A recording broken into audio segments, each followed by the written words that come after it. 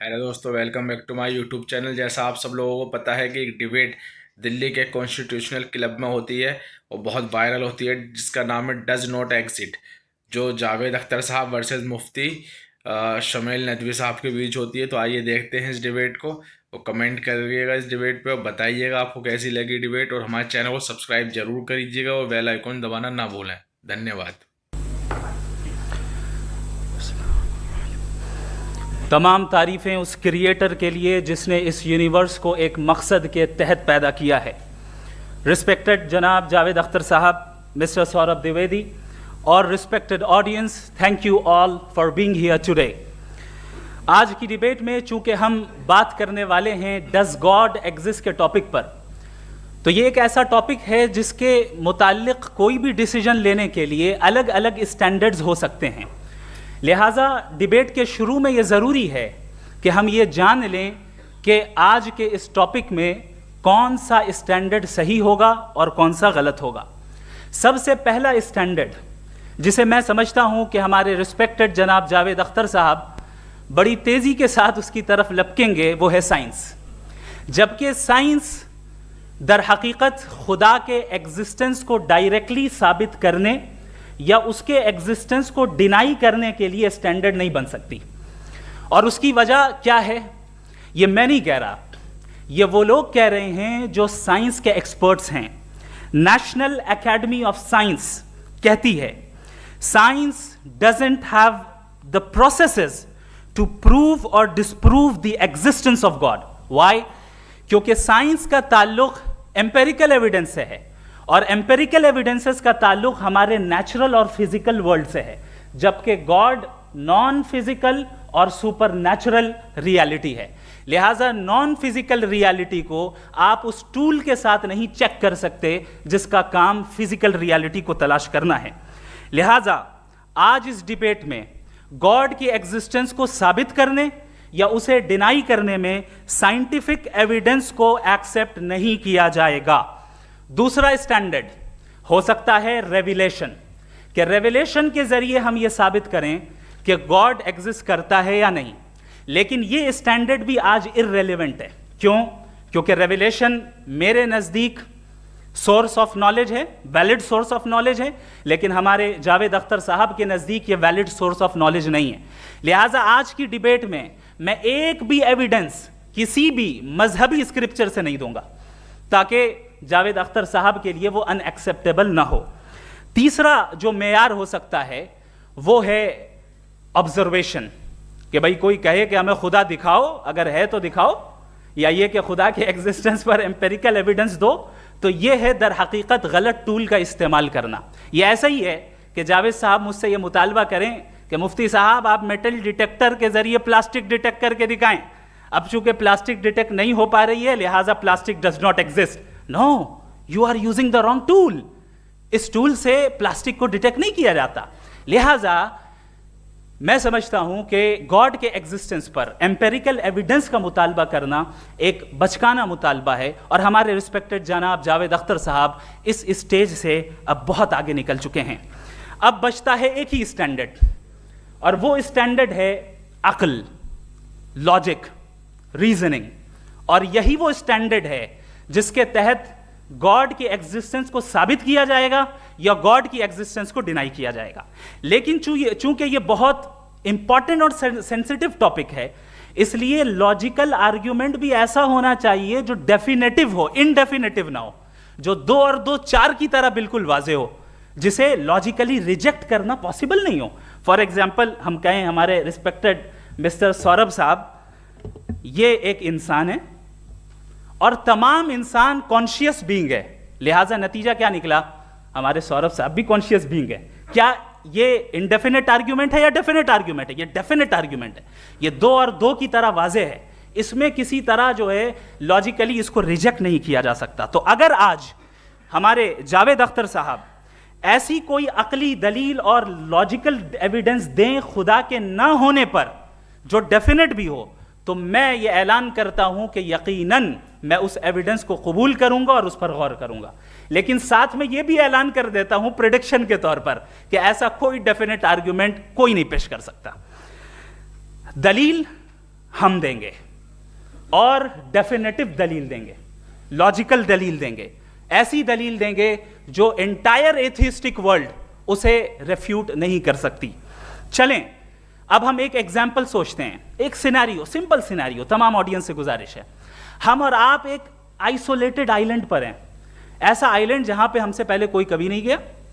चलते चलते आपके सामने अचानक आपने देखा एक पिंक कलर की बॉल पड़ी हुई है। सबसे पहला सवाल आपके जहन में क्या आएगा कि ये बॉल यहां क्यों आई, कैसे आई, ये पिंक कलर की ही क्यों है, कोई और कलर भी हो सकता था, ये इसी शेप में क्यों है, कोई और शेप भी हो सकता था। नेचुरली आप इस तरफ पहुंचेंगे कि कोई ना कोई है जिसने इन स्पेसिफिक प्रॉपर्टीज के साथ इस बॉल को बनाया है और यहां पे रखा है। चूंकि आप जानते हैं कि ये जो बॉल है इसका एग्जिस्ट करना जरूरी नहीं है, ये एग्जिस्ट कर भी सकती थी, नहीं भी कर सकती थी, और एग्जिस्ट करना ही था तो किसी और फॉर्म में करती, किसी और कलर में करती। अब आप इस बॉल को एक्सपैंड करते चले जाएं, एक्सपैंड करते चले जाएं, एक्सपैंड करते चले जाएं, यहां तक कि ये बॉल यूनिवर्स के साइज की हो जाए। बताइए कि क्या साइज के बढ़ जाने से सवाल बदल जाएगा? हरगिज नहीं बदलेगा। अभी भी सवाल रहेगा, ये यूनिवर्स कहां से आया, इन स्पेसिफिक प्रॉपर्टीज के साथ कहां से आया, क्यों आया, किसने बनाया, ये सवाल उस वक्त भी वैलिड रहेगा।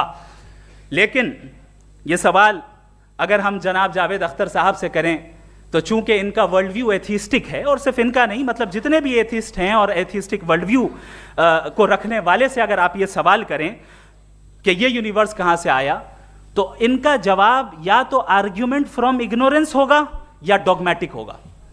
या तो ये कहेंगे कि मुझे नहीं पता कि ये कहां से आया, लिहाजा गॉड डज नॉट एग्जिस्ट, ये आर्ग्यूमेंट फ्रॉम इग्नोरेंस है, या ये कहेंगे कि ये यूनिवर्स खुद ब खुद बन गया। इसका मतलब ये है कि उस बॉल को भी खुद ब खुद बन जाना चाहिए, लेकिन बॉल के ताल्लुक से ये एक्सप्लेनेशन एक्सेप्ट नहीं की जाएगी कि ये खुद ब खुद बन गई, लेकिन यूनिवर्स के ताल्लुक से कर दिया जाएगा। इसे हम दूसरे अल्फाज में डॉगमा भी कह सकते हैं। दूसरी चीज, हमारे जावेद अख्तर साहब जरूर गॉड ऑफ गैप्स की मिसाल भी जरूर देंगे, और मिसाल देंगे कि पहले ज़माने में बिजलियां कड़कती थी तो लोगों ने किसी एक खुदा की तरफ, और बारिश होती थी तो दूसरे खुदा की तरफ मंसूब कर दिया, उनके पास दलील नहीं थी। यह हमारा वर्ल्ड व्यू है ही नहीं, यह हमारा वर्ल्ड व्यू है ही नहीं, क्योंकि नेचुरल फिनोमेना के प्रोसेस की इंटरप्रिटेशन को जान लेने से यह कहां से साबित हो गया कि गॉड एग्जिस्ट नहीं करता है। इस पर मैं इंशाअल्लाह अभी आगे बात करूंगा। आप हजरात ये भी देखेंगे, और मैं ये एक्सपेक्ट करता हूं कि हमारे रिस्पेक्टेड जनाब जावेद अख्तर साहब जरूर इमोशनल आर्ग्यूमेंट्स भी देंगे, जो कि एक लॉजिकल फेलेसी है जब बात आती है ट्रुथ को डिसाइड करने में। क्यों? मिसाल के तौर पर वो कहेंगे कि अगर गॉड है तो ईविल क्यों एग्जिस्ट करता है, जबकि मैं कहता हूं ईविल का एग्जिस्ट करना गॉड के एग्जिस्ट करने की दलील है, उसके खिलाफ नहीं है। चूंकि अगर गॉड है तो हम सब उसके सामने अकाउंटेबल हैं, और अगर हम अकाउंटेबल हैं तो अकाउंटेबिलिटी के लिए ईविल का मौजूद होना जरूरी है, उसके बगैर हम अकाउंटेबल नहीं हो सकते। और अगर हम अकाउंटेबल नहीं हैं तो हम जनाब जावेद अख्तर साहब से पूछेंगे कि आप बताएं कि फिर सफरिंग इस दुनिया में क्यों है? अगर खुदा नहीं है तो सफरिंग क्यों है? और उन लोगों के जज्बे का क्या जिनके अंदर सफरिंग के बाद इंतकाम लेने का जज्बा पाया जाता है और वो इस दुनिया से ऐसे ही चले गए, क्या उनकी सारी तकलीफें बेकार चली जाएंगी? अब आ जाएं उसी एग्जाम्पल की तरफ कि बॉल, मुझसे अगर कोई पूछे इस बॉल को किसने बनाया और या इस एक्सपेंडेड बॉल को किसने बनाया, मैं कहूंगा कि चूंकि ये यूनिवर्स और इस यूनिवर्स की तमाम चीजें कॉन्टिंजेंट हैं। कॉन्टिंजेंट होने का मतलब ये होता है कि जो अपने एग्जिस्टेंस पे किसी के ऊपर डिपेंड करती हो, तो जाहिर है ये यूनिवर्स कॉन्टिंजेंट है। और अगर कोई चीज कॉन्टिंजेंट नहीं है तो मैं रिक्वेस्ट करूंगा कि मुझे दिखा दें कि कौन सी चीज यूनिवर्स में कॉन्टिंजेंट नहीं है, हम भी जरा गौर कर लें और हम भी देख लें। और जब कॉन्टिंजेंट चीजें मौजूद हैं तो फिलोसोफर्स की इस्तिलाह के मुताबिक, हम उस टर्मिनोलॉजी के मुताबिक हम उस जगह तक पहुंचते हैं और उस हस्ती तक पहुंचते हैं जिसे नेसेसरी बीइंग कहा जाता है, कि ये वो नेसेसरी बीइंग है जिसका मौजूद ना होना नामुमकिन हो। क्योंकि अगर ये मौजूद ना हो तो सारी चीजें एग्जिस्टेंस में आएंगी ही नहीं, और ये सारी कॉन्टिंजेंट चीजें उसी के ऊपर डिपेंड करती हैं। अब अगर आप ये सवाल करते हैं कि फिर उस हस्ती को किसने बनाया, फिर उसका कॉज क्या है, फिर उसका कॉज क्या है, फिर उसका कॉज क्या है, और एंडलेसली चले जाएं, इसे हम कहते हैं इन्फिनिट रीग्रेस ऑफ कॉजेस, जो कि लॉजिकल फैलेसी है। कॉन्सेप्चुअली इन्फिनिटी पॉसिबल है, मिसाल के तौर पे न्यूमेरिकल्स 1 2 3 गिनते चले जाएं, इन्फिनिट नंबर्स हैं। मैं कॉन्सेप्चुअली बात नहीं कर रहा, प्रैक्टिकली रियलिटी में साबित करके दिखाएं कि infinite regress of causes possible हैं या नहीं। अगर पॉसिबल हैं तो हम मान लेंगे, मिसाल दे दें, और पॉसिबल नहीं है तो एक ही ऑप्शन बचता है जिसे हम कहते हैं नेसेसरी बीइंग। ऐसी नेसेसरी बीइंग जो इंडिपेंडेंट है, क्योंकि अगर वो डिपेंडेंट हुई तो वो नेसेसरी नहीं रहेगी। ऐसी इंडिपेंडेंट बीइंग जो इटर्नल है, अगर वो इटर्नल नहीं होगी, उसकी बिगिनिंग होगी तो वो खुद कॉन्टिंजेंट है। ऐसी बीइंग जो पावरफुल है, क्योंकि कॉन्टिंजेंट को एक्चुअलाइज करने के लिए पावर चाहिए। ऐसी बीइंग जो इंटेलिजेंट है और नॉलेजेबल है, क्योंकि ये यूनिवर्स स्पेसिफिक फॉर्म और स्पेसिफिक लॉज ऑफ नेचर के तहत प्रिसाइजली चल रहा है। थैंक यू मुफ्ती साहब। कुछ कॉमन सेंस है मुझ में। देखिए, ये खुदा का तस्वुर कोई नया तस्वुर नहीं है, ये सदियों से रहा है। ये कुछ रिलीजन 3000 साल पुराने होंगे, 4000 साल पुराने होंगे, लेकिन इंसान कोई 10,000 12,000 साल से एग्जिस्ट करता है होमो सेपियन की शक्ल में, और हमेशा कुछ ना कुछ मज़हब रहे। ये मज़हब जाहिलों के नहीं थे, ये मज़हब एक ऐसी ग्रीक सोसाइटी के थे जहाँ बड़े बड़े फिलोसफर्स पैदा हुए। ये मज़हब इजिप्शियंस के थे जिन्होंने पिरामिड्स बनाए थे। ये रोमन्स के थे कि जिनका आर्किटेक्चर और सेनेट यानी पहली बुनियाद डेमोक्रेसी की लिमिटेड थी, मगर डेमोक्रेसी थी, ये उन लोगों ने किए थे। तो इनका जो जुपिटर था, रा था, ज़्यूस था, उन्हें उस पर इतना ही एतमाद था जितना आज किसी मजहबी आदमी को अपने खुदा पे होगा। क्रिश्चियनिटी आने से पहले यूरोप में एक मज़हब था, जर्मेनिक रिलीजन। उसका एक खुदा था, उसकी एक बीवी थी, उसके 2 बेटे थे, एक बेटी थी। फिर जर्मनी में जब यूरोप में क्रिश्चियनिटी आई तो वो खुदा, उसकी बीवी और पूरे ख़ानदान चला गया। तो हमने, अगर हम हिस्ट्री देखें तो खुदा जो हैं वो ज़्यादातर फ़ानी है, वो हमेशा रहे नहीं। और वो जो लोग इन्हें मानते थे, उनको आप कहें वो तो जाहिल थे, उन्हें तो कुछ पता ही नहीं था, ऐसा नहीं है। वो अपने वक्त में बड़े काबिल लोग थे और अपने वक्त में उन्होंने बड़े बड़े काम किए हैं, फिलोसफर्स थे, साइंटिस्ट थे। लेकिन उनका मज़हब कहाँ गया, उनके खुदा कहाँ गए? आज जो खुदा हैं दुनिया में, लोग उन्हें मानते हैं। आपको क्या मालूम कि कितने बरसों के बाद क्या होने वाला है? हम यूरोप में देखते हैं तो चर्च खाली हैं। तो वक्त के साथ चीज़ें बदलती हैं। जहाँ तक इसका ताल्लुक़ है मज़हबों का, हर मज़हब आपसे एक चीज़ मांगता है, फेथ। ये फेथ क्या चीज़ होती है? What is the difference between faith and belief? ये तो बहुत ही अहमकाना बात होगी कि कोई आदमी कहे साहब अगर खुदा है तो मुझे दिखाइए। ये तो जाहिलाना बात हुई। मैंने तो नॉर्थ पोल नहीं देखा है, मगर मैं मानता हूँ कि नॉर्थ पोल है। मैं क्यों मानता हूँ? इसलिए कि अगर ये दुनिया राउंड है तो उसका कोई टॉप होगा। कुछ लोग हैं जो वहाँ गए भी हैं, कॉमन सेंस कहता है कि ऐसा होगा, सबूत है, गवाह है, रीज़न है। तो ये मेरा फेथ नहीं है। तो फेथ में और बिलीफ में डिफरेंस क्या है? जो मज़हब मांगता है आपसे, हर मज़हब फेथ मांगता है। फेथ का मतलब ये है कि ना कोई गवाह हो, ना कोई सबूत हो, ना कोई रैशनल हो, ना कोई लॉजिक हो, ना कोई प्रूफ हो, मगर तुम एक बात को मानो। ये है फेथ। वरना बिलीफ होता। अगर इसमें कुछ भी सबूत होते, गवाह होते, तो फिर इसे आप बिलीफ कहते हैं। जैसे मेरा बिलीफ है कि नॉर्थ पोल है, मेरा फेथ थोड़ी है। फेथ इन तमाम शर्तों को रद्द करता है। तो फिर स्टुपिडिटी क्या है? अगर मैं एक बात ऐसी मानूं जिसकी ना कोई लॉजिक है, ना कोई रैशनल है, ना कोई प्रूफ है, ना कोई गवाह है, ना कोई सबूत है, और मैं उसे मानूं, तो ये स्टुपिडिटी हुई। इसे ही भाई कल को मैं यकीन कर लूँ कि एलॉन मस्क जो है मेरा भाई है, तो मुझे इंतहाई खुशी होगी, सुकून भी बहुत मिलेगा मुझे। लेकिन और कहे भाई क्यों मानते हो, क्या सबूत है? भाई वो तो अमेरिकन है और तुम तो इंडियन हो, वो तो नस्ल अलग है, तुम्हें कभी मिले भी नहीं। साहब देखिए मेरा फेथ है, इस पर बात न किया। फेथ का मतलब ही यह है कि आप प्रूव नहीं कर सकते। अगर आप प्रूव कर सकते हो तो फेथ की ज़रूरत ही नहीं, फिर तो आप बात करेंगे, आप कितनी बहस कर लीजिए।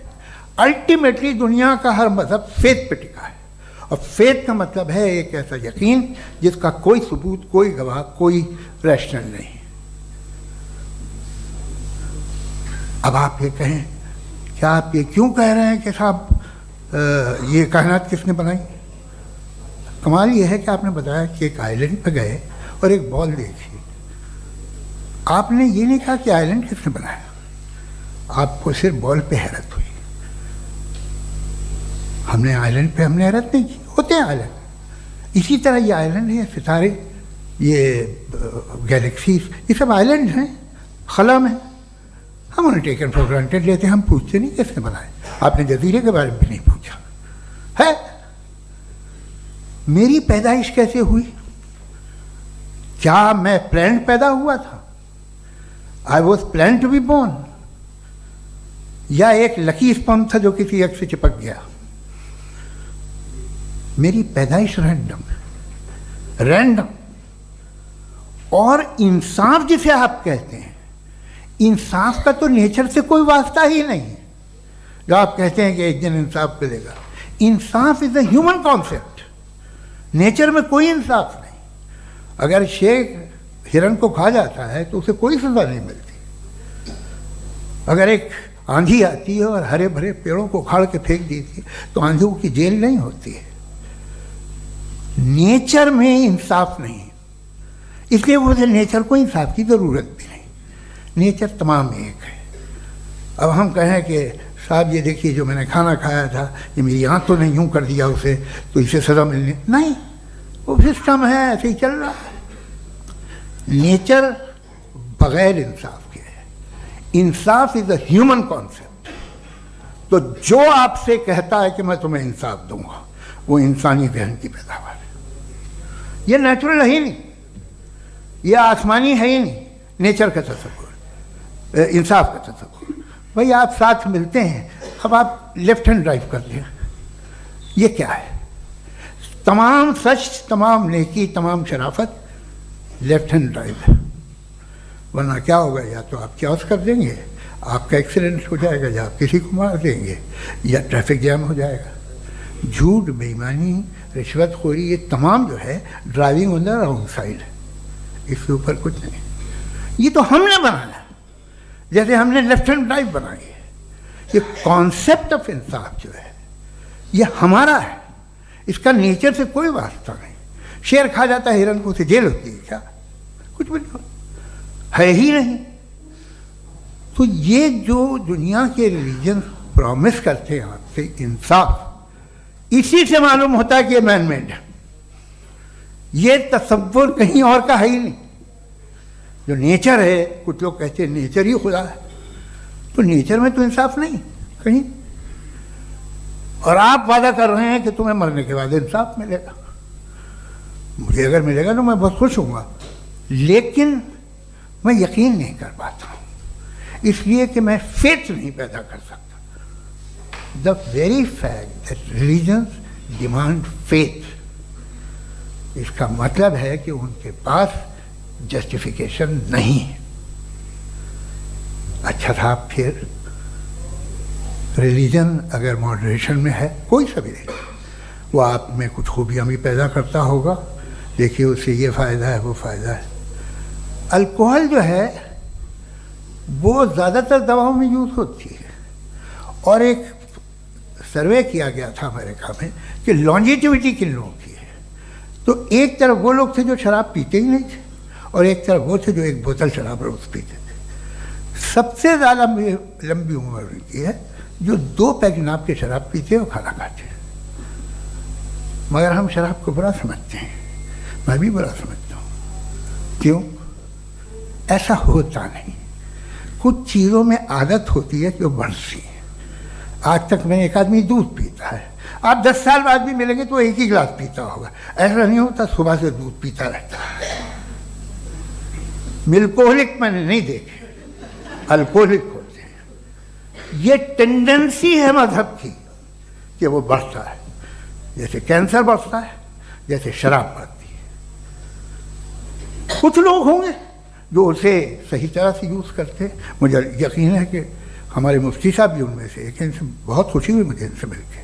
लेकिन कितने लोग हैं कि आज आप देखते हैं दुनिया में जो तबाहियाँ हैं, इनमें कितना हाथ है उन लोगों का जो बिलीवर कहते था मजहब ये नहीं कहता, ना कहता होगा, मगर जब ये मजहब पीते हैं तो ऐसे बिहेव करते हैं। थोड़ा सा अगर हो तो शायद बहुत अच्छी बात, लेकिन शराब थोड़ी सी नहीं रहती, उसमें टेंडेंसी है पहले। थोड़ा सा अगर 2-3 कैंसर के सेल हो ना बॉडी में तो आदमी स्लिम रहेगा। तो सबसे पहले हमारे रिस्पेक्टेड जावेद साहब ने हवाला दिया कि खुदा फ़ानी है।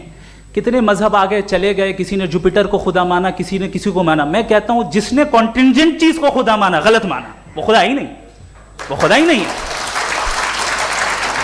हम तो नेसेसरी बीइंग को साबित करने बैठे हैं, वो नेसेसरी कॉज जो इटरनल है, जो अबदी भी है और अजली भी है। हम किसी और को साबित करने नहीं बैठे। दूसरी चीज उन्होंने कहा कि फेथ एंड बिलीफ, ये एक ऐसी डेफिनेशन है फेथ की जो इन्होंने पहली मर्तबा पेश की है, या माफ कीजिएगा इन्होंने पहली मर्तबा पेश नहीं की है, रिचर्ड डॉकिंस ने पहली मर्तबा पेश की है। मुझे मालूम है ये सोर्स कहां से है। एपिस्टेमोलॉजिकली फेथ और बिलीफ का फर्क आप इस तरह नहीं कर सकते सर। फेथ सही भी होता है, गलत भी होता है, बिलीफ सही भी होता है, गलत भी होता है। जो लॉजिक, रीजन और एविडेंस से बैक्ड होगा वो फेथ सही होगा। और आप जिस फेथ की बात कर रहे हैं कि इलॉजिकल है और उसके पीछे नहीं है, तो we are on the same page. हम नहीं मानते उस फेथ को, जो फेथ ऐसा हो जिसके पीछे कोई लॉजिक ना हो, एविडेंस ना हो, हम नहीं मानते। हम तो उस फेथ के कायल हैं जिसके पीछे लॉजिक हो और एविडेंस हो। तो बिलीफ सही भी होता है, गलत भी होता है, फेथ भी सही होता है और गलत भी होता है। तो आज फेथ और बिलीफ के डिफरेंस पे बात नहीं हो रही है। आज आप चाहे फेथ एक्सेप्ट कर लें या बिलीफ एक्सेप्ट कर लें, आज ये बात होगी कि ट्रूथ क्या है, चाहे ट्रू बिलीफ सही है या ट्रू फेथ सही है, और फॉल्स फेथ क्या है और फॉल्स बिलीफ क्या है, बात इस पे हो रही है। दूसरी चीज इन्होंने पूछा स्टुपिडिटी फिर क्या है। अगर फेथ रिलीजन स्टुपिडिटी नहीं है तो और क्या है, चूंकि फेथ का मुतालबा करते हैं तो स्टुपिडिटी क्या है। मैं कहता हूं स्टुपिडिटी एथिज्म है। उसकी वजह यह है कि आप एक सड़क पे जा रहे हो और आप किसी गार्डन में जाएं और देखें वहां लिखा है फूलों के साथ I love Javed Akhtar and I really do, I love you sir. So जब आप वहां पर पहुंचे तो वहां पहुंचकर अब ये बताएं, क्या आप ये कहेंगे वाह व्हाट अ नेचुरल सिलेक्शन, ये क्या नेचुरल सिलेक्शन है? नहीं, ये प्रिसाइजली डिजाइंड है, इसके पीछे डिजाइनर है। लिहाजा अगर कोई एक ऐसी कॉमन सेंस की बात को कबूल नहीं कर रहा है कि यूनिवर्स जो इतने प्रिसाइजली काम कर रहा है, हम कह दें कि खुद ब खुद बन गई, मैं समझता हूं इससे बड़ी स्टुपिडिटी और कुछ नहीं है। ये इरैशनल चीज है। फिर हमारे सर ने कहा कि आपने बॉल पे फोकस किया, आइलैंड पे फोकस नहीं किया। अरे आइलैंड को किसने बनाया यही समझाने के लिए तो बॉल की मिसाल दे रहा हूं। और बॉल भी कॉन्टिंजेंट है, आइलैंड भी कॉन्टिंजेंट है, दोनों नेसेसरी बीइंग का मुतालबा करते हैं। आगे इन्होंने कहा कि नेचर में कोई इंसाफ नहीं है। हम डिसाइड करते हैं कि मोरालिटी क्या होती है, इंसाफ क्या होता है। हम डिसाइड करते हैं, जैसे ड्राइविंग सीट में ट्रैफिक वाला, ये तो किसी खुदा ने नहीं कहा, ये है, इसे कहते हैं फॉल्स इक्विवेलेंस। ये एक लॉजिकल फेलेसी है। आपने जो है मिसाल दी ड्राइविंग की और ट्रैफिक की, ये सब्जेक्टिव मोरालिटी है। आप सब्जेक्टिव मोरालिटी को मिसाल बनाकर ऑब्जेक्टिव मोरालिटी के ऊपर नहीं थोप सकते। इंसाफ की ऑब्जेक्टिव मोरालिटी। अगर आप ये कहते हैं कि नेचर में इंसाफ नहीं है तो इंसाफ का न होना ये नेचुरल हुआ, तो फिर नेचर को नेचर रहने दे, क्यों हम इतना स्ट्राइव कर रहे हैं दुनिया में इंसाफ लाने के लिए? ये तो इलॉजिकल बात है, इरैशनल बात है। इसलिए बहुत सी चीजें ऐसी हैं जो ऑब्जेक्टिवली जो है इविल या गुड हैं, और बहुत सी चीजें ऐसी हैं जो सब्जेक्टिवली हैं। सब्जेक्टिवली जो मोरल होता है या इमोरल होता है उसको हम सोशल कंसेंसस से या पर्सनल प्रेफरेंस से डिसाइड करते हैं।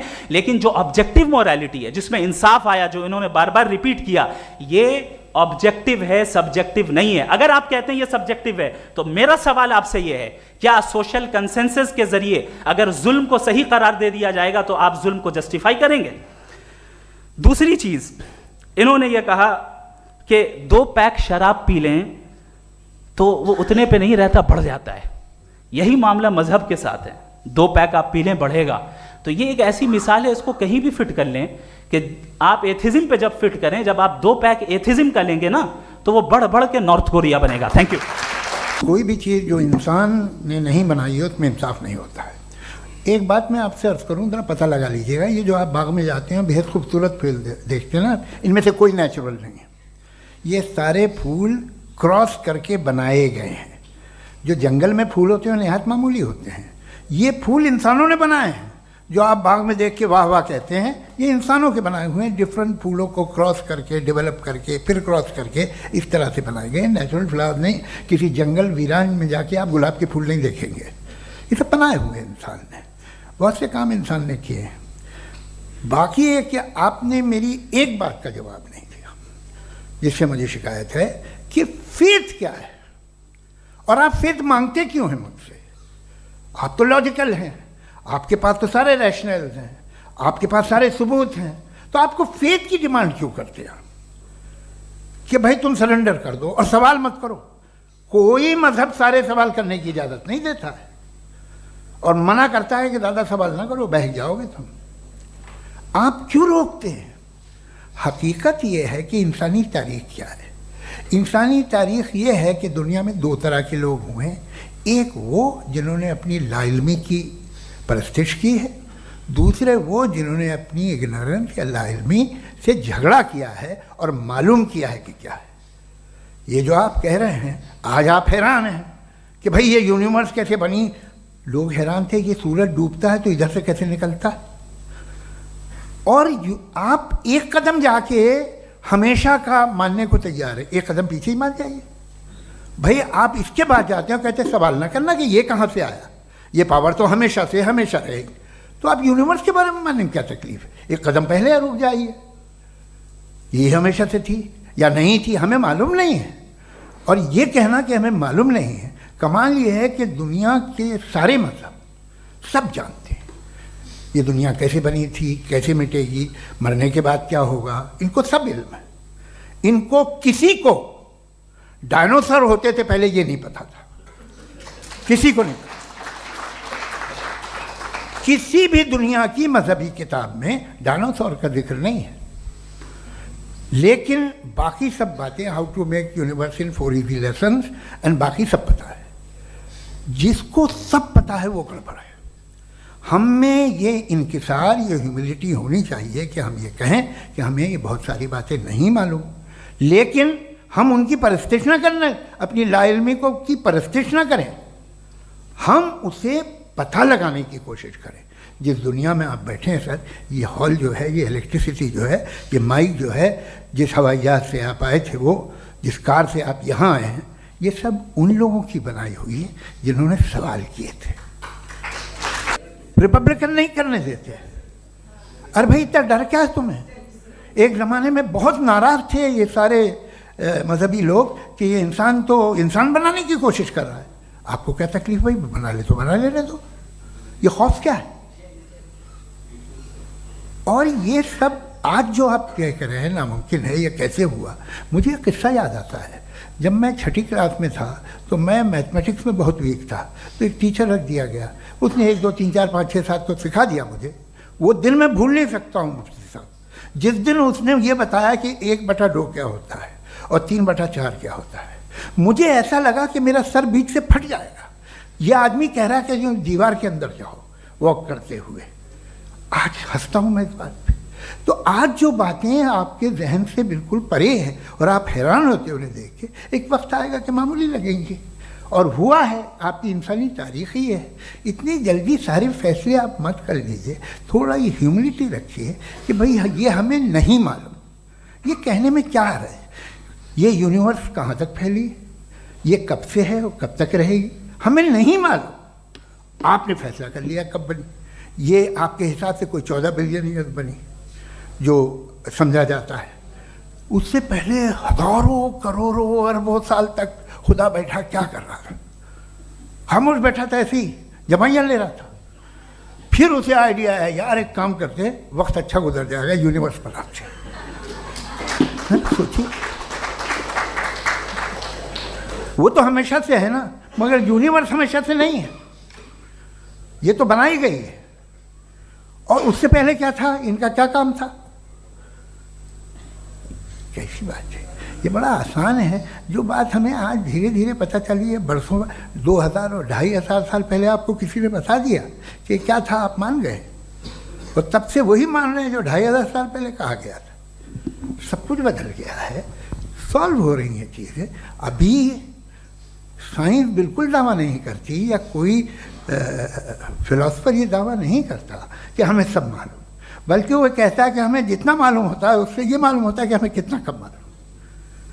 तो हम अपनी जहालत से लड़े, उसकी परस्तिश न करें। जी, टाइम है। डॉक्टर साहब कई मर्तबा दोहरा रहे हैं कि फेथ का मतलब बताइए, फेथ का मतलब बताइए। मैंने बता दिया, फेथ सही भी होता है, गलत भी होता है। और आज हम फेथ पे बात नहीं कर रहे, हम ट्रुथ और डज गॉड एग्जिस्ट पे बात कर रहे हैं। क्या डज गॉड एग्जिस्ट, ये ट्रुथ यानी गॉड है या नहीं है, इसमें से दोनों ट्रुथ क्या है। अब आप उसे फेथ कह लें, बिलीफ कह लें, नॉट माई बिजनेस। उसके बाद आपने कहा कि भाई सवाल करने से मजहब रोकता है। मैं कहता हूं जो रोकता है वो रोकता होगा, मैं नहीं रोकता, बल्कि सवाल करें, सवाल करना चाहिए। सवाल कर करके तो हम आगे बढ़ते हैं, तरक्की करते हैं, और इसीलिए मैं आज यहां पे आया हूं। लेकिन सवाल सिर्फ खुदा से नहीं होगा, आपसे भी होगा। सवाल एथिज्म से भी होगा, सवाल सिर्फ मजहब से नहीं होगा, सबसे होगा। और आज मैं सवाल करूंगा और उम्मीद है कि आप जवाब देंगे। अभी तक आपने वैसे कॉन्टिंजेंसी आर्गुमेंट का कोई जवाब नहीं दिया है। चलें, आपने कहा यूनिवर्स के बारे में इटर्नल क्यों नहीं बोल देते। ये चूंकि लॉजिकली पॉसिबल ही नहीं है कि यूनिवर्स इटर्नल हो। यूनिवर्स एक कॉन्टिंजेंट चीज है जो टाइम एंड स्पेस के पाबंद है, टाइम एंड स्पेस से बाउंड है। जो टाइम एंड स्पेस से बाउंड होगा वो कॉन्टिंजेंट होगा, जो कॉन्टिंजेंट होगा वो उसकी बिगिनिंग हुई होगी, जिसकी बिगिनिंग हुई होगी वो इटर्नल नहीं हो सकता। ये तो कॉमन सी बात है। आपने कहा कि किसी मजहबी किताब में डायनासोर का जिक्र नहीं है। अफसोस कि आज तक किसी मैथमेटिक्स की किताब में मुझे डायनासोर का जिक्र नहीं मिला। तो इसका मतलब मैथमेटिक्स की किताब बेकार है? नहीं, उसका वो टॉपिक नहीं है। रेवलेशन का और मजहबी किताबों का टॉपिक ये नहीं है कि आपको आके बताए साइकिल कैसे बनाते हैं, या आकर ये बताएं कि जो है डायनासोर कब था। वो तो मोरालिटी सिखाने आया है, गॉड के बारे में बताने आया, नॉन फिजिकल रियलिटी की हकीकत को सिखाने के लिए आया। रिलीजियन साइंस को रोकता है? नहीं रोकता। अगर रोकता है तो गलत करता है। रिलीजियन साइंटिज्म को रोकता है, जिसमें हमारे जावेद साहब मुब्तला हैं। साइंस और साइंटिज्म में फर्क है। साइंटिज्म यह है कि आप समझें कि साइंस और साइंटिफिक मेथोडोलॉजी ये नॉलेज को हासिल करने का वाहिद सोर्स ऑफ नॉलेज है। यह है साइंटिज्म। हम इसे रिजेक्ट करते हैं। हम साइंस को तो तरक्की करते हैं। भाई आप हमारी पूरी तारीख कर लें, पढ़ लें तो आपको पता चल जाएगा। बहरहाल ये अलग टॉपिक है। उसके बाद इन्होंने एक लफ्ज़ कहा, वेटिकन ने फतवा दिया। वेटिकन का फतवे से कोई ताल्लुक नहीं है, दोनों कॉन्ट्राडिक्टरी अल्फाज हैं। उसके बाद उन्होंने कहा कि भाई हमें नहीं मालूम। अगर नहीं मालूम तो क्लियरली कह देना कि नहीं मालूम है, इसमें क्या हरज है। तो वही तो मैं कह रहा हूं ना कि आप कह दें कि नहीं मालूम, लेकिन क्लेम क्यों कर रहे हैं कि गॉड एग्जिस्ट नहीं कर रहा है। आप कह दें नहीं मालूम है, हो सकता है हो सकता ना हो, लेकिन आप क्लेम कर रहे हैं। The moment you say God does not exist, this is a claim, and now the burden of proof is upon you too, जैसे हमारे ऊपर है। और क्यों है मैं बताता हूं, क्यों है ये भी मैं बताता हूं। फिलोसॉफिकली जो क्लेम होता है ना, सिर्फ ये नहीं होता कि इंसान कहे पॉजिटिव क्लेम करे और नेगेटिव क्लेम करे तो बर्डन ऑफ प्रूफ नहीं है। आप मिसाल के तौर पे मैं कहूं कि फुला उस कमरे में कोई नहीं है, मैंने एक नॉलेज का क्लेम किया है। उस कमरे में कोई नहीं है, मैंने एक नॉलेज का क्लेम किया। या तो मैं कहूं मुझे नहीं पता, हो भी सकता है नहीं भी हो सकता है, this is not a claim. लेकिन जब मैं कह रहा हूं कि वहां कोई नहीं है, या मैं कह रहा हूं वहां कोई है, दोनों क्लेम है और दोनों के ऊपर बर्डन ऑफ प्रूफ है। हमारे ऊपर भी बर्डन ऑफ प्रूफ है। मैंने कंटिंजेंसी आर्ग्यूमेंट दिया, इसे तोड़कर दिखाइए। आखिरी चीज, इन्होंने कहा कि खुदा दुनिया बनाने से पहले 150 साल पहले या करोड़ों साल पहले क्या कर रहा था। अरे हजरत, चलें बहरहाल मैं जवाब दे देता हूं। आप हमारे रिस्पेक्टेड पर्सनालिटी हैं, अगर आप नहीं होते तो मैं इसे एंटरटेन ही नहीं करता। टाइम, ये 100 साल पहले या 100 साल बाद, पहले बाद में अभी, ये वो अल्फाज हैं जिनका ताल्लुक टाइम से है। टाइम शुरू ही हुआ है यूनिवर्स की बिगिनिंग के बाद, तो उसके पहले खुदा क्या कर रहा था? सवाल इलॉजिकल है, ये फेलेसी है।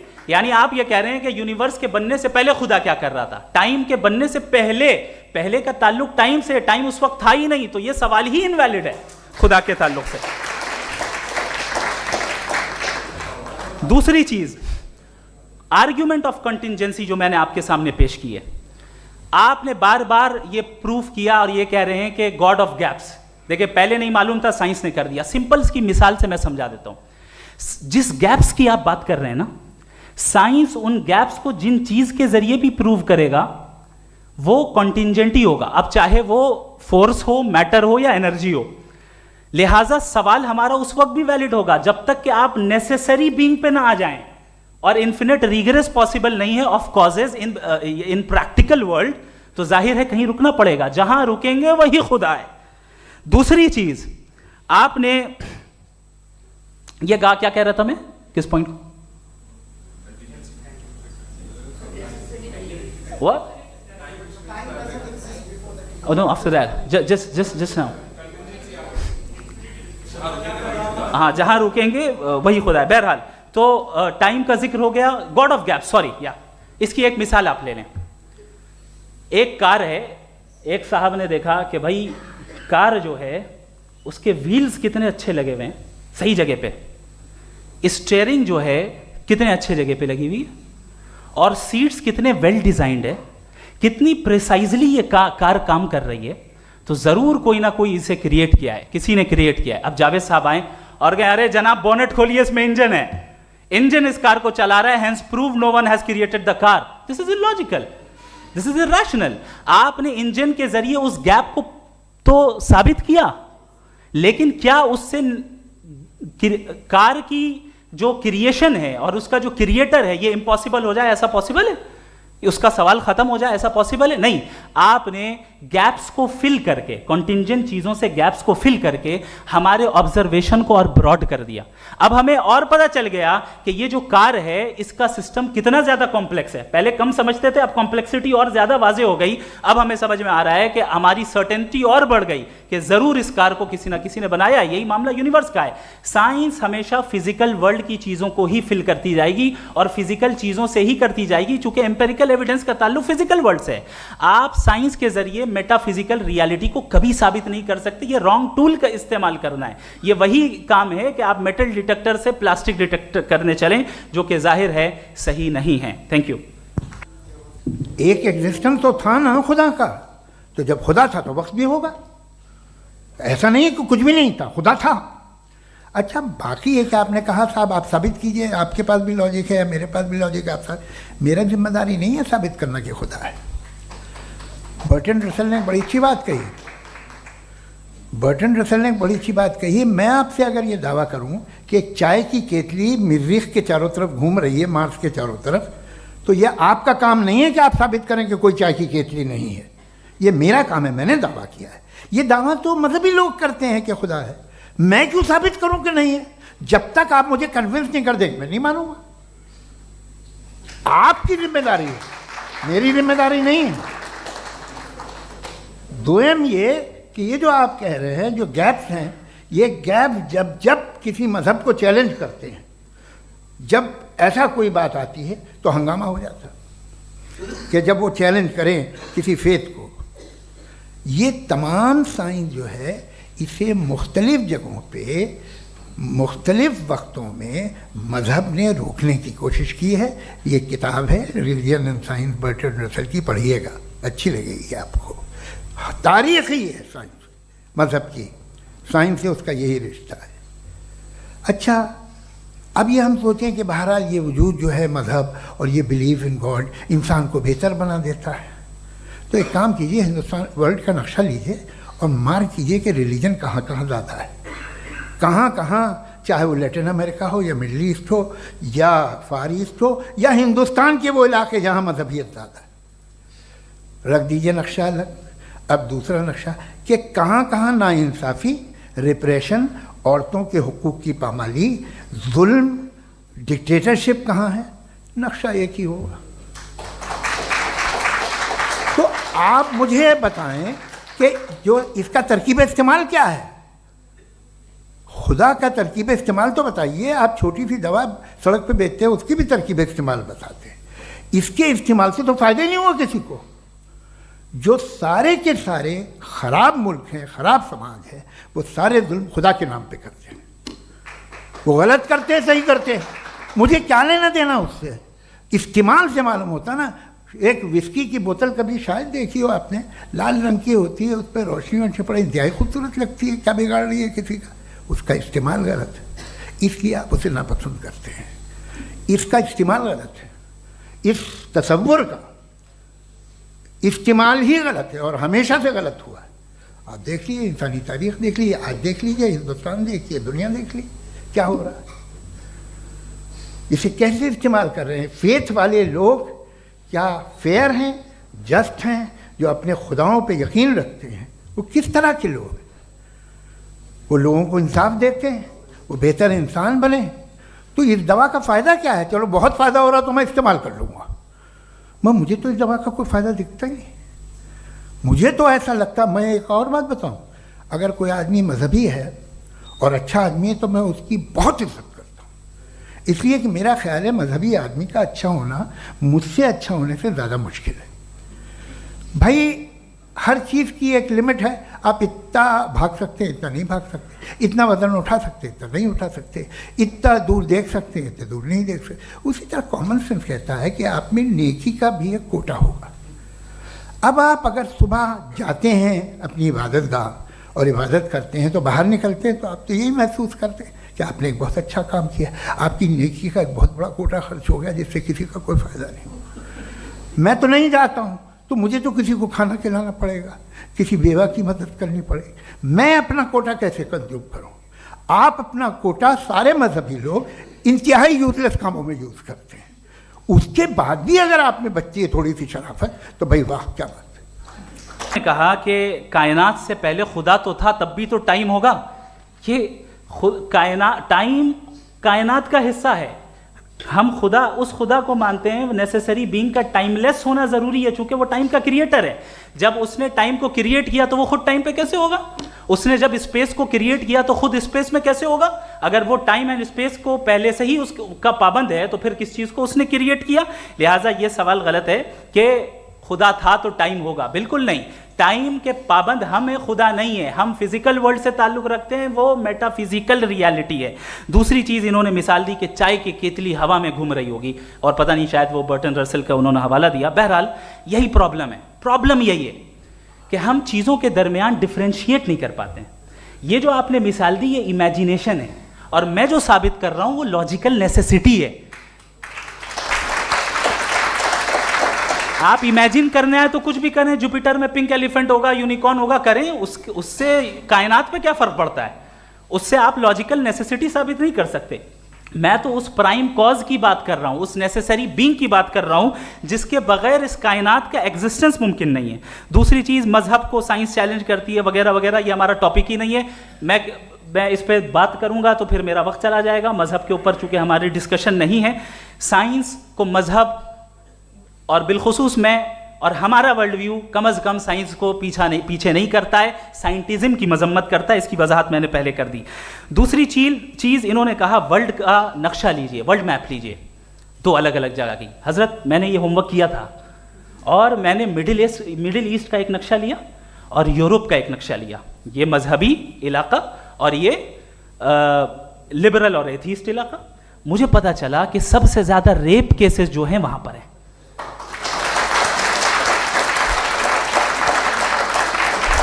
मुझे ये पता चला यूएन की रिपोर्ट के मुताबिक, मैं ये अपने घर से नहीं लेके आ रहा, कि जो वर्किंग वुमेन है यूरोपियन कंट्रीज में उसमें 81% वुमेन सेक्सुअल हैरेसमेंट का वर्क में शुमार हो रही है। ये मिडिल ईस्ट में नहीं हो रहा है, वो मजहबी लोग हैं इसलिए नहीं हो रहा है। दूसरी चीज आपने ये कहा कि मजहबी आदमी का अच्छा होना हमारे अच्छे होने से बहुत मुश्किल है, बहुत मुश्किल है। तो इसका मतलब यह है कि गॉड के अलावा आपके पास अच्छे और बुरे का कोई स्टैंडर्ड है। मैं चाहूंगा कि कन्वर्सेशनल स्टाइल वाली डिस्कशन और सेगमेंट पे इसी पे बात कर लेते हैं। Thank you very much. अकल से मामला सॉल्व नहीं हो सकता, लॉजिक से आप पहुंच नहीं सकते। ये एक मेटाफिजिकल चीज़ है। मेटाफिजिकल अजीब सा लफ्ज़ है, ठीक से किसी को माने नहीं मालूम इसके, तो ऐसा लगता है कुछ बड़ी चीज़ है। अरे भाई क्या होता है मेटाफिजिकल, बताओ, खड़ी हो। ये एक लफ्ज़ है जो कहीं भी इस्तेमाल हो जाता है। जब आप एक बात कर रहे हैं और आप मुझसे बहस कर रहे हैं तो मुझे मेटाफिजिकल मत बताइए, आप लॉजिकली मुझे प्रूफ किए। और अगर लॉजिकली आप नहीं बात करते साहब ये मेटाफिजिकल है, तो फिर हम आप बात क्या कर रहे हैं? मेरा आपका किस ज़बान में कॉन्वर्सेशन होगा? और ये कहना कि वक्त पहले नहीं था, तो फिर क्यों कहते हैं ये हमेशा से और हमेशा रहेगा? हमेशा वक्त है, तो आप कैसे कहते हैं वो हमेशा से है और हमेशा रहेगा? हमेशा का मतलब है कोई वक्त, अगर वक्त ही नहीं है तो हमेशा कैसे? बाहर वो रहेगा। अब मैं ये देखता हूँ, आपने कहा ना कि वहाँ रेप ज़्यादा होते हैं, तो हम एक बात देखते हैं कि ये दुनिया जिस पे वो कादर मुतलक है, जिसकी मर्ज़ी के बगैर पत्ता भी नहीं हिलता, ओमनीपोटेंट है, ये दुनिया चल कैसे रही है? और इस दुनिया का हाल क्या है? 45,000 बच्चे जो 10 साल की उम्र से कम थे वो गाजा में मरे। भूख से काला हांडी में बच्चे मरते हैं और डिप्थेरिया से मरते हैं। डिप्थेरिया अजीब मर्ज है, गले में जाली बनना शुरू होती है, बच्चा नीला हो जाता है, गरीब का बच्चा, इसलिए कि उपास इलाज में। ये कादर मुतलक है, जो चाहे कर दे। इसलिए आप दुआएं मांगते हैं हमारी, ये काम कर दे वो कर दे, तो इसका मतलब डे टू डे लाइफ में वो इंटरफेयर करता है और ये देख रहा है वो। अगर वो वाकई भी है फॉर डिस्कशन सेक, तो मैं जब दुनिया देखता हूँ तो मेरे दिल में उसके लिए कोई इज्जत नहीं पैदा होती। ये क्या कर रहे हो तुम पूरे ऑल पावरफुल हो, ओमनीपोटेंट हो, ओमनी प्रेजेंट हो। तुम तो वहाँ गाजा में रहे होगे ना, तुम हर जगह हो। तुम देख रहे थे कि बच्चे की कैसे धज्जियाँ उड़ रही, तुम देख रहे थे और तुम चाहते हो मैं तुम्हारी परस्तिश करूँगा, तुम हो भी। अरे यार, इसके अच्छे तो हमारे चीफ प्राइम मिनिस्टर हैं, कुछ तो ख्याल करते हैं। कमाल है, आप किसकी इबादत कर रहे हैं? अगर वो है भी, ये दुनिया नाइंसाफी से, जुल्म से, जबर से, तशद्दुद से भरी हुई। और आप ये मत कहिएगा कि वो देख रहा है और वो बताएगा एक दिन। अगर वो देख रहा है और इंटरफेयर नहीं करता तो आप दुआ क्यों मांगते? आप कहते हैं मेरा ये काम करा दे, इसके मतलब है वो दखल दे सकता है, वो आपको नौकरी दिलवा सकता है, भले दूसरे आदमी को न मिले, मगर आपका काम कर देगा चूंकि आपने दुआ मांगी है। तो जब वो आपको नौकरी दिला सकता है, लड़की की शादी कर सकता है, बेटे को ग्रीन कार्ड दिलवा सकता है, तो कम से कम ये जो मर रहे हैं बच्चे, इनको रोक दे, कुछ तो करे। मुझे तो दुनिया में, इस दुनिया का कोई मालिक है, इसका ओमनीपोटेंट कोई रूलर है, और ये दुनिया ऐसी चल रही है। मैं तो चाहूँगा कि भाई ना हो, अगर हो तो बड़ी शर्मिंदगी की बात है। सबसे पहला सवाल आपसे ये है कि जो मैं इतनी देर से कॉन्टिंजेंसी आर्ग्यूमेंट आपको बता रहा था, ये अकल से ही बता रहा था हजरत, आप ये बताएं कि आप इन्फिनिट रिग्रेस ऑफ कॉजेस को पॉसिबल मानते हैं या नेसेसरी बीइंग के एग्जिस्टेंस को सही समझते हैं? चूंकि दो ही ऑप्शन हो सकता है, आप ये बताएं। देखिए, आपको मैं ईमानदारी से बात करूँ, एक तो मैं कॉन्टिजेंसी वर्ड ठीक से समझता नहीं, और इस वक्त भी जो आपने अंग्रेज़ी के अल्फाज इस्तेमाल किए वो ज़रा थोड़े से मुझे डिफ़िकल्ट और कॉम्प्लिकेटेड लगे, तो आप ज़रा सिंपल ज़बान में सवाल कर सकते हैं? बिल्कुल कर सकता हूँ जी। यूनिवर्स की हर चीज़ कॉन्टिंजेंट होने का मतलब ये है कि वो अपने एग्जिस्टेंस में किसी के ऊपर डिपेंडेड है। जो भी चीज़ डिपेंडेड होगी वो चीज़ इंडिपेंडेंट नहीं हो सकती, तो उसका कोई ना कोई कॉज होगा। तो अब आप क्या समझते हैं कि ये इन्फिनिट रिग्रेस है, यानी कॉज पर कॉज, कॉज पर कॉज, कॉज पर कॉज, और कभी कोई यानी ये एंडलेसली चलता रहा? क्योंकि अगर ऐसा होगा तो हम तो एग्जिस्टेंस में आते ही नहीं। लॉजिकली ये मुत्तफक अलैह चीज़ है, मुत्तफक अलैह, अग्रीड अपॉन। ओके, इस पे हमने एग्री किया था कि मुश्किल शब्द आएगा तो अर्थ बताना पड़ेगा। तो इन्फिनिट रिग्रेस तो पॉसिबल नहीं है, तो कहीं ना कहीं आपको रुकना पड़ेगा ऐसे नेसेसरी बीइंग पर। नहीं, कोई ज़रूरत नहीं रुकने की। किसने कहा आप रुकना पड़ेगा? आप रुकते हैं खुदा पे, आप नहीं रुकते। आप कहते हैं वो हमेशा से, जब उस वक्त से है जब वक्त नहीं था। आप कहाँ रुकते हैं कि अब हुआ था वो? आप नहीं कहते। हम क्यों नहीं मान सकते कि यूनिवर्स जो है और बल्कि मल्टीवर्सेस जो है वो हमेशा से हैं, वो बनती है, बिगड़ती है। एक हमारे यहाँ एक चीज़ है, ब्लैक होल, वो समेट लेता है वापस, फिर ब्लास्ट होता है, फिर फैल जाता है। और इसमें हमारी तो खैर कोई औकात ही नहीं है। इंसान की एक छोटे से ज़र्रे पे हम 50-60 साल की उम्र रखते हैं, जो करोड़ों अरबों साल की कायनात है उसमें, और पैदा भी नहायत ही बेहुदा वजह से हुए थे। तो इसमें ये सोचना कि इसकी वजूहात और ये क्यों है, ये डिपेंडेंट है, ये हम देख रहे हैं। क्या मालूम। आप सोचिए कि ये जो फैल रही है कायनात, ये कहाँ फैल रही है, ये कहाँ जा रही है, और ये फैल क्यों रही है? अरे बना ली थी तुमने, रुको भैया काफ़ी है। ये फैल क्यों रही है? ये और कौन सी कायनात जिसे मैं दूरबीन से देखता हूँ तो 2 बिलियन लाइट ईयर पे है, उससे मेरा कोई वास्ता ही नहीं है। 2 बिलियन ईयर यानी अगर मैं 80,000 माइल्स पर सेकेंड से चलूँ तो 20 करोड़ साल में वहाँ पहुँच जाऊँगा। इसकी ज़रूरत क्या थी? ये दुनिया, ये कायनात तो इंसान अशरफुल मखलूक़ात के लिए बनाई गई ना। तो ये सब ये टर्म समझ में नहीं आया, इसमें कोई ख़ास समझने वाली बात थी भी नहीं। ये जो अल्टीमेट कहा यह जाता है कि ये जो पूरी यूनिवर्स है, ये जो दुनिया है, ये इंसान के लिए बनाई गई। अच्छा, ये सब इंसान के लिए। क्यों साहब, सही है ना? बिल्कुल, लेकिन इसका ये मतलब नहीं कि किसी चीज के पीछे रीजन आपको नहीं पता तो रीजन नहीं है, इसे कहते हैं नहीं, मुझे नहीं पता, लेकिन मेरी जिम्मेदारी नहीं है। वो बिल्कुल सही कहा था उसने, बर्टन रसल ने। आपने उसे मजाक में टाल दिया कि भाई आप एक दावा कर रहे हैं, मैं क्यों कहूँ कि ये गलत है दावा? आप प्रूफ कीजिए, मेरे पे जिम्मेदारी ही नहीं है, मैंने थोड़ी कहा है। आप प्रूफ कीजिए कि ये सही है। आप आर्ग्यूमेंट ऑफ कंटिन्यूटी। मैं ये पूछना चाहूँगा कि खुदा ने जो भी रेवोल्यूशन किए हैं, एक मज़हब के लिए बहुत से मज़हबों में किए हैं, अलग अलग रेवोल्यूशन है। कहीं कुछ एक बातें हैं, कॉन्ट्रडिक्शन भी है आपस में, कहीं कुछ आप कर सकते हैं, कहीं कुछ नहीं कर सकते। ऐसा नहीं है कि सबकी कोड ऑफ मॉरल एक है। तो ये किस्सा क्या है? अब आप ये देखिए कि मुझे कभी कभी लगता है कि जो फुटबॉल फाइनल होता है, लाखों लोग होते हैं, फिर वो टीवी कवर कर, करोड़ों लोग, अगर उसमें खुदा की एक बूमिंग आवाज़ आ जाती, मैं गॉड हूँ, तो सारे लोग अभी सुन लेते और टीवी पे भी सुन लेते, किस्सा ख़त्म होता। ये इतनी राजदारी क्या है कि तुम सामने कुछ तो सबूत दे दो हमें सॉलिड। ये कह साहब ये यूनिवर्स कैसे बनी, इससे मसला क्या हल होगा? मैं पूछूंगा आपसे खुदा कैसे बना? क्यों नहीं पूछूंगा कैसे बना? बल्कि वो तो कायनात से कहीं ज़्यादा इंटेलिजेंट है, कायनात से कहीं ज़्यादा कॉम्प्लेक्स। जी वो हमेशा से है, आप कहेंगे मैं मान लूँगा। अच्छा, दोयम वो कादिर मुतलक, यानी कादिर मुतलक का मतलब ओमनीपोटेंट, वो जो चाहे कर सकता है। आपको नौकरी दिलवा सकता है, आपकी अच्छी जगह शादी करवा सकता है, आपके पड़ोसी का मुकदमा हरवा सकता है, आपको जिता सकता है, सब काम करता है। थोड़ा सा माइक क्लोज जी। वो इस दुनिया को चला कैसे रहा है? ये दुनिया कैसे चल रही है? आपको इस पर हैरत नहीं होती? या क़यामत के बाद कभी एक जस्टिस होगा, जब ये बच्चा मर चुका होगा, जिसकी धज्जियाँ उड़ गई बम से, इसको इंसाफ। तो मैं उसी के रिलेटेड जो है आपके सवालात को एंटरटेन भी करूंगा और मैं भी पूछूंगा।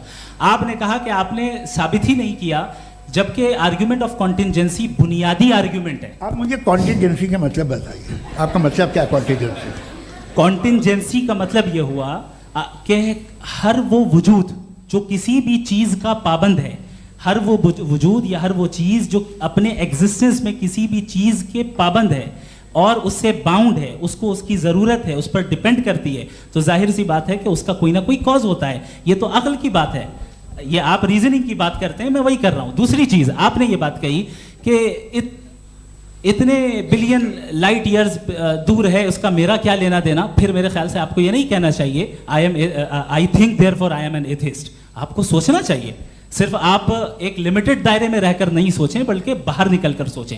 आपने तीसरा सवाल किया, आपने 2-3 सवाल एक साथ। ऐसी बातें ना कीजिए, कुछ लोगों को इतराज़ हो जाएगा आप पे कि आप कुछ भी सोचिए। ये इजाज़त आपको है नहीं, मुझे है।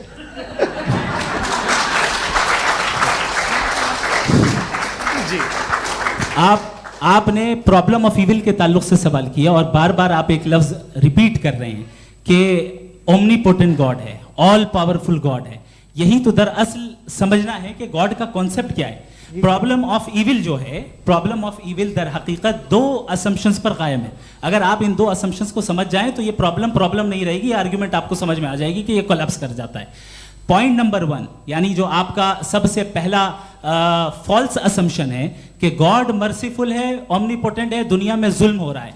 लेकिन आपको ये समझना चाहिए कि हमारे वर्ल्ड व्यू के मुताबिक गॉड सिर्फ ओमनीपोटेंट और सिर्फ मर्सीफुल नहीं है, बल्कि वो ऑल वाइज भी है और वो ऑल नोइंग भी है, उसके हर काम के पीछे हिकमत और विजडम है। ये कोई जरूरी नहीं है कि वो हिकमत और विजडम आपको समझ में आए या मुझे समझ में आए। अगर आप जो समझ रहे हैं उसके मुताबिक आप फैसला कर रहे हैं, ये लिमिटेड पर्सपेक्टिव से आर्ग्यूमेंट है। और इस चीज को हम अपनी दुनिया में, अपने लाइफ में, डेली लाइफ में इस प्रिंसिपल को एक्सेप्ट करते हैं। हम जब किसी डॉक्टर के पास जाते हैं, डॉक्टर के पास जाकर वो अगर उसने हमें कोई दवाई दी है तो हम ये तो नहीं कहते कि जब तक आपके पास जितना नॉलेज और जितना विजडम नहीं है, आपने क्यों ये दवाई दी है, तब तक हम इस चीज को एक्सेप्ट नहीं करेंगे।